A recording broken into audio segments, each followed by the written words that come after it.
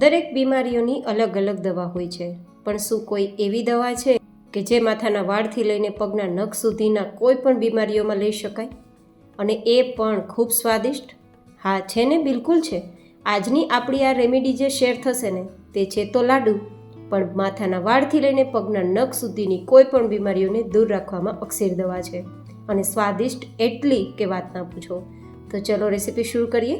તો જેમના માટે લઈશું સૌથી પહેલી હેલ્ધી સામગ્રી તલ, જે 1 કપ જેટલા લીધા છે. ધીમા ગેસની ફ્લેમ પર માત્ર તલને થોડા ચટકે ત્યાં સુધી આપણે શેકવાના છે. તલ બળે નહીં તેનું ધ્યાન રાખવાનું છે. તલની અંદર કેલ્શિયમ, મેગ્નેશિયમ, ફોસ્ફરસ જેવો ખૂબ વધારે માત્રામાં સોર્સ હોય છે, જે હાડકાને તો મજબૂત કરે છે, હૃદયને પણ મજબૂત રાખે છે, અને તેમાં કેલ્શિયમ હોવાના કારણે, લચીલાપણું હોવાના કારણે સ્કિન અને વાળને પણ હેલ્ધી રાખે છે.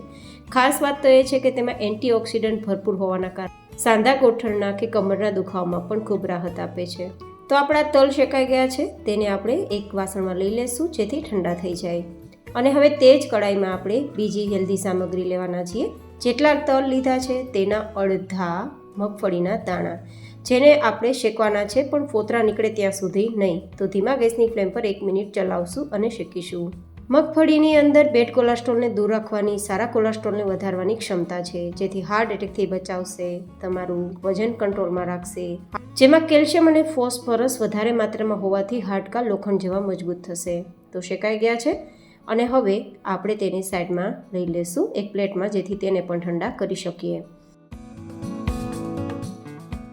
હવે અહીંયા આપણે લેશું 1/4 કપ જેટલા અખરોટ, 1/4 કપ જેટલી બદામ અને 1/4 કપ જેટલા કાજુ. આ ત્રણ સામગ્રીને માત્ર લાઇટ ગોલ્ડન કલર પર આવે ત્યાં સુધી શેકવાની છે, ધીમા ગેસની ફ્લેમ પર. બળે નહીં તેનું ધ્યાન રાખવાનું છે. અખરોટની અંદર ઓમેગા 3 ફેટી એસિડ ભરપૂર હોવાના કારણે HDL વધારે છે અને LDL ઘટાડે છે, જેથી હૃદયને મજબૂત રાખે છે, બેડ કોલેસ્ટ્રોલ ઘટાડે છે, તમારા વાળને વધારે છે, ખરતા અટકાવે છે, સ્કિનને ગ્લો કરે છે, કારણ કે તેમાં વિટામિન B6 ભરપૂર હોય છે.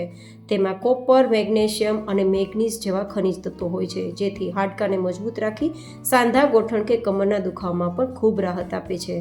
સાથે ઉમેરેલી કાજુ અને બદામ છે, તેમાં કેલ્શિયમ અને મેગ્નેશિયમનો ભંડાર હોવાના કારણે હાડકાં છે તે મજબૂત રાખે છે. તો બધી જ સામગ્રી સરસ શેકાઈ ગઈ.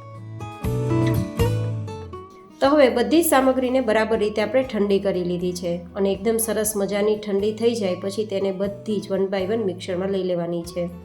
ગાઈસ, ધ્યાન એ રાખવાનું છે કે કોઈ પણ સામગ્રી ગરમ ના હોય, નહીં તો તેની સેલ્ફ લાઈફ પણ ઘટી જશે અને તેના પોષક તત્વો પણ નાશ થઈ જશે.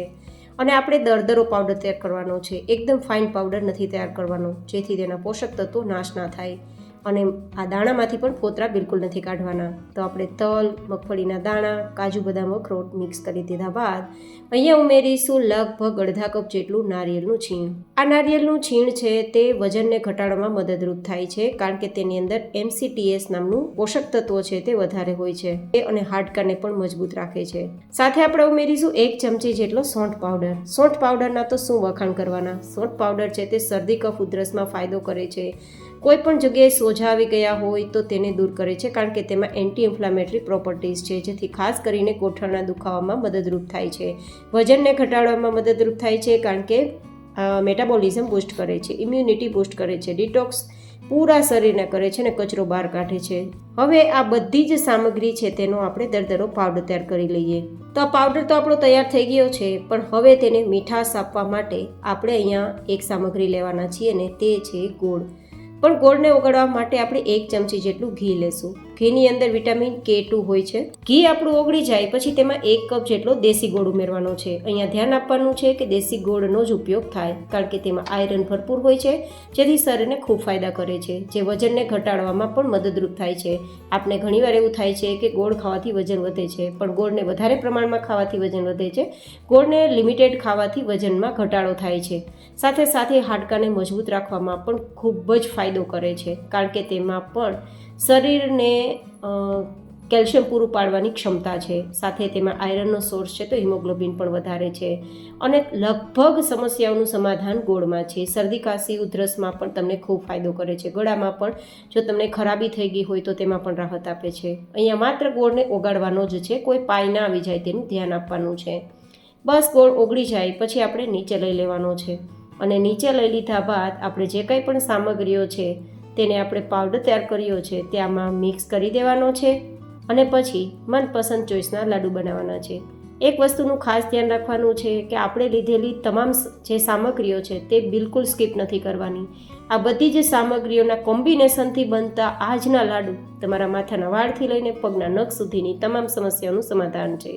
તો એક પણ વસ્તુ સ્કીપ કરશો તો તમને જે ફાયદા થવા જોઈએ તે કદાચ ન થઈ શકે. એન્ડ હા, દરરોજનો માત્ર એક લાડુ ખાવાનો છે તો તમારું વજન પણ નહીં વધે, ઉલટાનું તમારું વજન ઘટાડવામાં તમને મદદરૂપ થશે.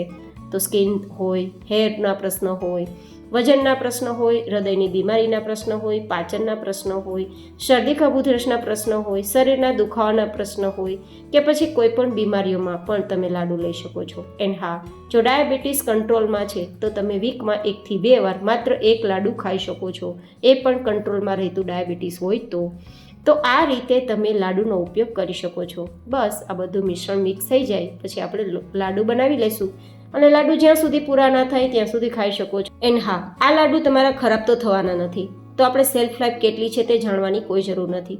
બસ એકવાર બનાવો, પૂરા થાય ત્યાં સુધી ખાઈ શકો છો. આ રેસીપી કેવી લાગી એ કોમેન્ટમાં જરૂર બતાવજો. ફરી મળીશું એક નવી જૈન હેલ્ધી રેસીપી સાથે. ત્યાં સુધી stay healthy and stay happy.